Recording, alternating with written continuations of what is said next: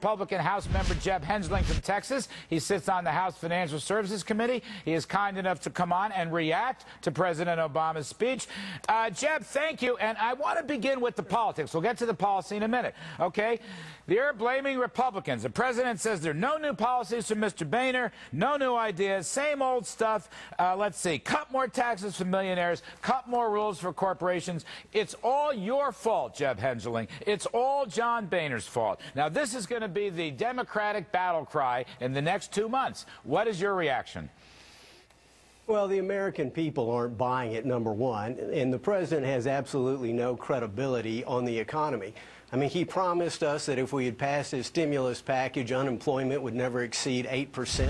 It's now been hovering around 10% for 16 months.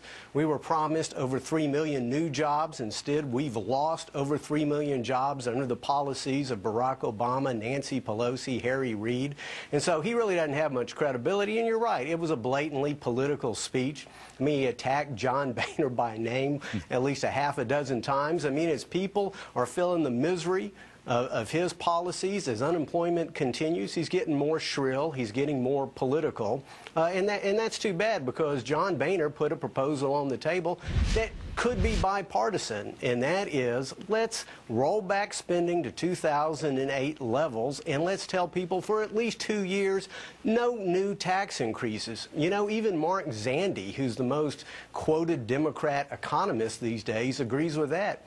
Peter Orszag, who just left the administration, who was head of the Congressional Budget Office, probably the chief cheerleader for Obamonomics, he even agrees with that, but somehow out of a rigid ideology, the president still wants to go forward with his small business tax. All right, let me just ask you this, though. Will it become necessary and useful for Republican leaders like yourself to come out and say that the Bush tax cuts of 2003, which may expire at the end of this year if they're not fixed, and as you say, Mr. Boehner and you all are going to try to extend them for 2 years, but that those tax cuts of 2003 were not responsible for the financial meltdown and the Great Recession?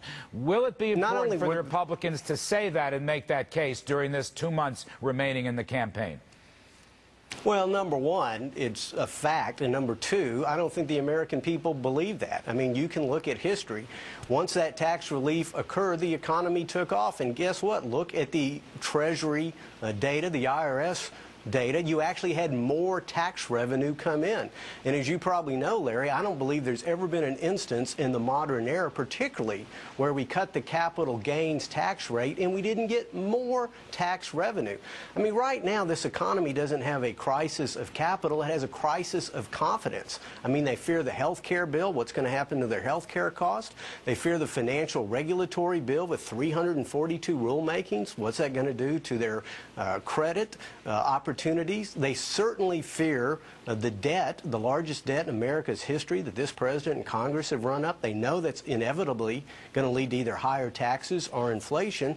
And so, you know, this is an administration, this is a Congress that has taken the confidence away from capitalism, and so nobody's starting new businesses. And unfortunately, the president's proposals, and a couple of them have some merit, don't go to the underlying problem. Well, let's talk about something. Now, I know the $50 billion addition to infrastructure stimulus is a laughingstock in both parties. He doesn't have any Democrat support, really. All right, I'm going to leave that aside. It's stimulus part 3 or 4. I'm not even going to waste your time on that one. I want to ask you about the proposal for 100% write-offs for business investment. Now, this is a major tax cut. Many economists in both sides of the aisle believe that you get the biggest bang for the buck. It provides a tremendous incentive for business investment, which is probably the strongest incentive for hiring. And that this tax cut is the first real business tax cut either party has put on the table. Now, Jeb, why aren't you all Republicans embracing this? Well, number one, I've co-sponsored legislation for years that would allow small businesses to engage in immediate expensing. So, you know, the president is showing up late to the party with this idea. I mean, it's an idea that I embrace, but ultimately it doesn't offset $3.8 trillion of threatened tax increases at the end. No, but I understand that. But I understand. But I just want to stay with this, because this is the first big business tax cut. It's for big, medium, and small. But I mean big in the sense that it could be a couple of $100 $100 billion. And I'm not hearing the Republicans talk about business tax cuts, either 100% write-off or faster depreciation, or for that matter, lower corporate tax rates proposed by people like Fred Smith of FedEx and Jim Owens of Caterpillar. Why aren't you all putting that in your platform and saying, you know what, we can do business at least on that proposal because it would help jobs in the economy? Well, as I just said, it's an idea I agree with. It's an idea that I've co-sponsored in legislation for years. And I believe we ought to lower the corporate tax rate, which, as you probably know, is the second highest tax rate of any industrialized nation.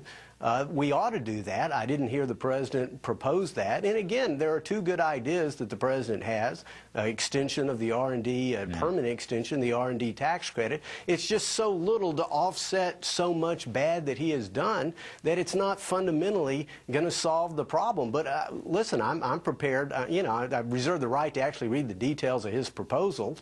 But those are two ideas that I think most Republicans would embrace, but they are not a substitute for fundamentally repealing and replacing the health care plan that's impeding job growth, getting rid of so much of this financial regulatory plan that's going to impede small business lines of credit, and for putting forth a plan that is credible to deal with the long-term national debt, the largest in America's history, that threatens to bring this country to its knees. It's not a substitute for that. No, I hear you on that. Fair enough. I just want to see that the GOP provides an option for business tax cuts. I think that's been missing from the platform. I don't know whether you're going to put it in the new contract or whatever you're going to call it in the next week or two. But, you know, people on Wall Street, investors, I think workers on Main Street would welcome some business incentives to invest in capital goods and machinery and to hire new workers in the process. I think it's breakthrough stuff, Jeb.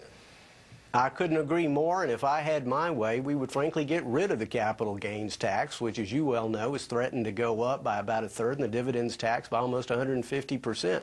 So, I mean, there are at least a couple ideas. If the president's serious about it, we'll work with him on. I just wish he would get serious about the major impediments that he's causing to job growth in America today. All right, I hear you, Jeb Hensarling, one of the Republican leaders. We appreciate your time.